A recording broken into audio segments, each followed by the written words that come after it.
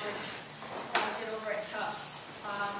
This was a work that I've done here in the United States and also in Belgium. And the name of this piece is Fragments, or Fragmentos in Portuguese. I'm originally from Brazil, and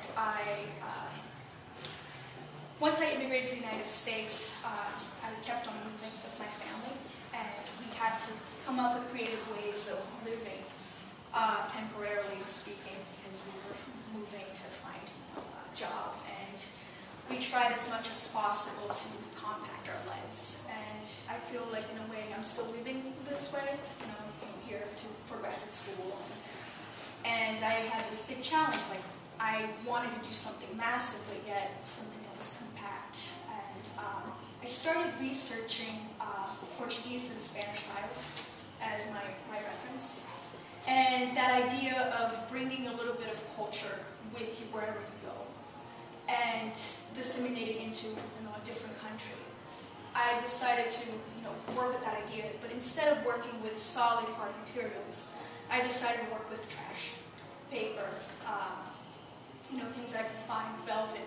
And I decided to work with printmaking, which was something that I've been working with for years. And I wanted something immediate, something that was yet personal, but yet I could take over vast amount of space.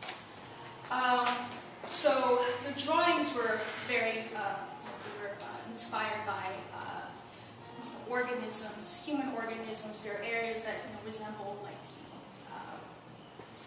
pelvis or like a skull, but I wanted to bring in the decorative elements of Portuguese and Spanish ornamentation into it. There's a reason why I did this. It was not only because I grew up with this, tiling, these overly decorative stuff, but there's also an interesting thing.